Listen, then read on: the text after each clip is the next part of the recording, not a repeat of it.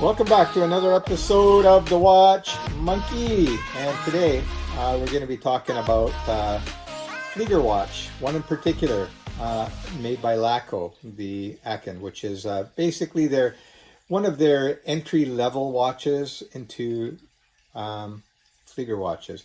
So for those of you that don't know what a Flieger watch is, it's a watch that was worn by pilots during wartime. They're very highly legible, and the original ones were extremely large. We're talking up to 50 millimeter diameter, and they would wear them over their jacket. Since then, a lot of them have shrunk. But anyways, there were 5 major manufacturers, more or less, of these Flieger type watches. So I mentioned Laco was one, IWC, Lange Sohne, Wempe, and there's one more, Stowa. So those were the 5 major players that were making these watches, and they're really cool, very clean, very legible design. So that was the primary importance of these watches, of course, for the pilots, and they had to be accurate as well.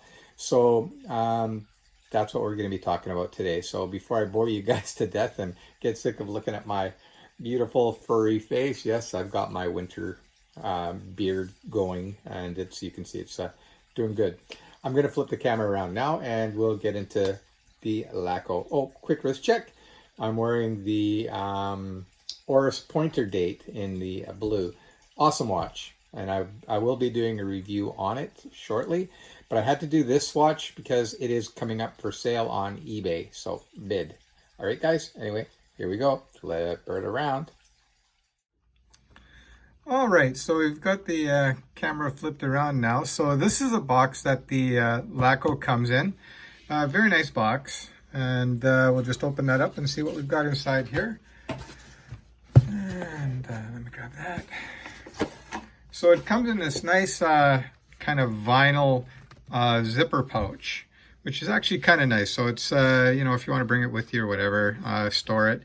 It's a much nicer way to store a watch.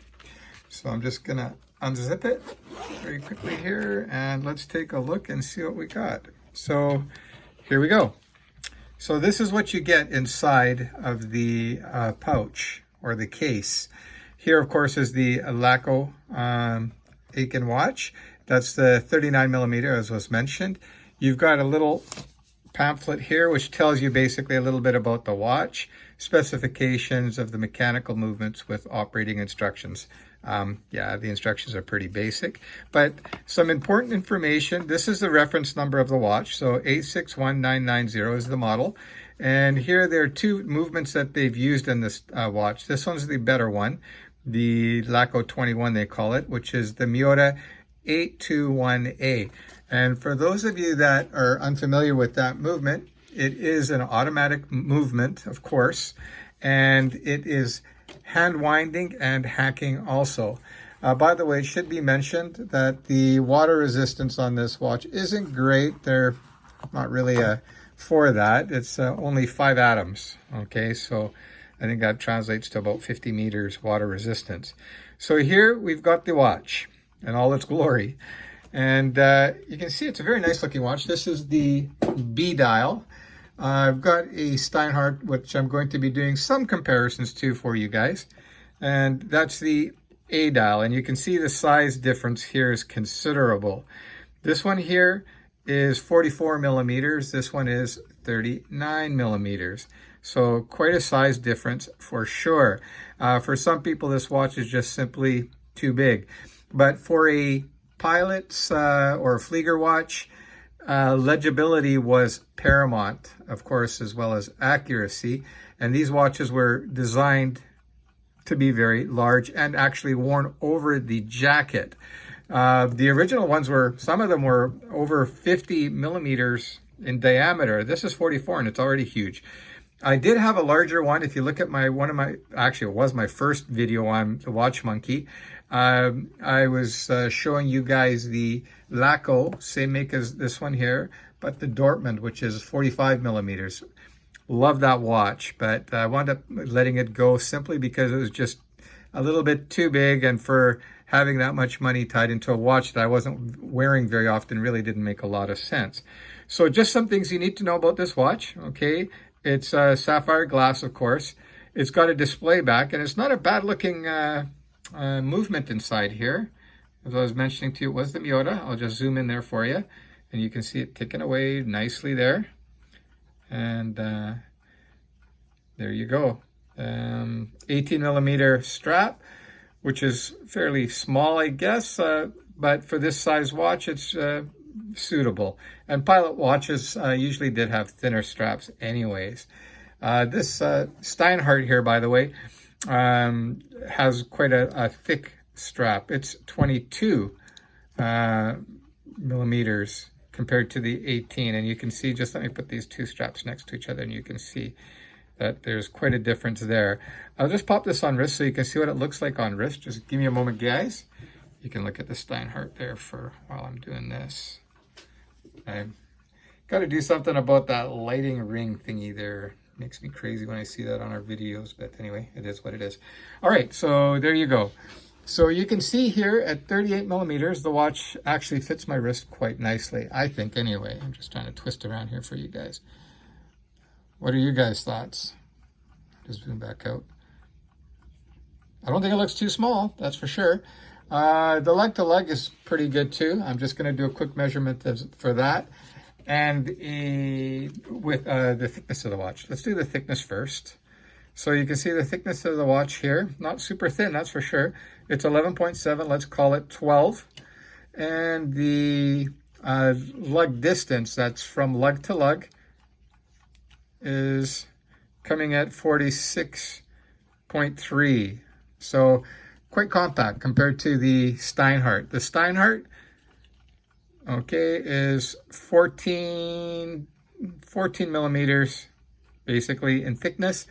The leg to leg, I know this one here is pretty big. It's over 50 or just in around 50. Okay, so yeah, that's 52.6. That's a big boy. Some other differences between these two watches. I know I'm not really reviewing this watch, but just things you should know is that, of course, here, rather than having a big seconds hand like this one has opted for the small seconds, mainly due to the movement that's used. Actually, absolutely done like that for the movement used. I'll flip it around and you can see the back too is quite nice on this one here. I'm just gonna zoom in there for you. And I had a couple of these watches. I had it in stainless steel and I had it in this bronze, of course. I sold the stainless steel one because there's no point in having two watches that are the same other than the color. And this is the only brass or bronze watch that I have. And this one's not going to be leaving my collection anytime soon. You can see here, this has already got some nice patina going on. This is very typical of bronze. You know, you get that kind of greening and brownie. And the nice thing is, if you want to reset the patina, you can, simply just by giving a good cleaning with certain products. I've heard vinegar does a good job of that, and just polish it. Anyway, you can make this watch look like brand new and it almost looks goldy. But back to this one. So again, here, that is the, I got fingerprints all over it. Laco Aachen in 39 millimeters. And like I said, it comes also in the 42 millimeter. This is a great size watch. This can be worn by men and women. For a man, it's definitely big enough, for sure. And for women that like bigger watches, this is a great option to go.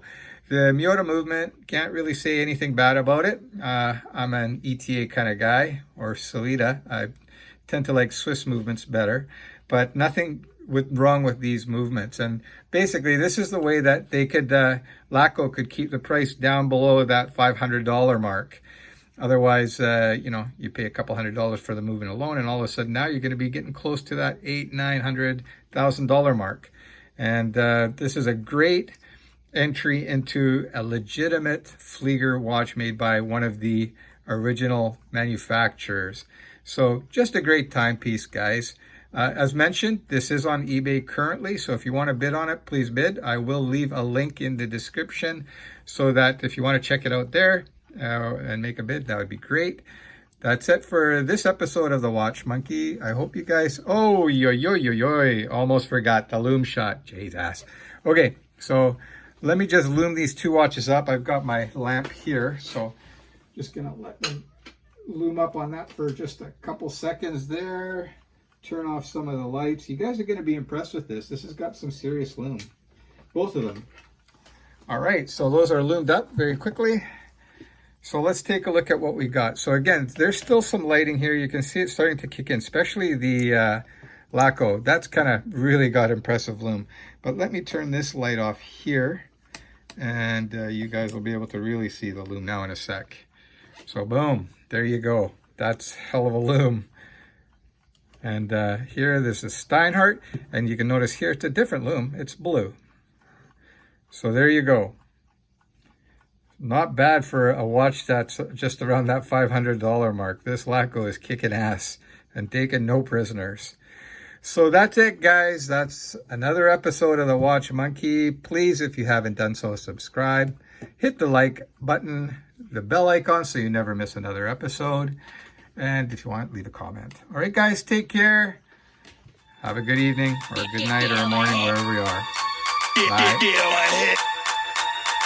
Get on my head.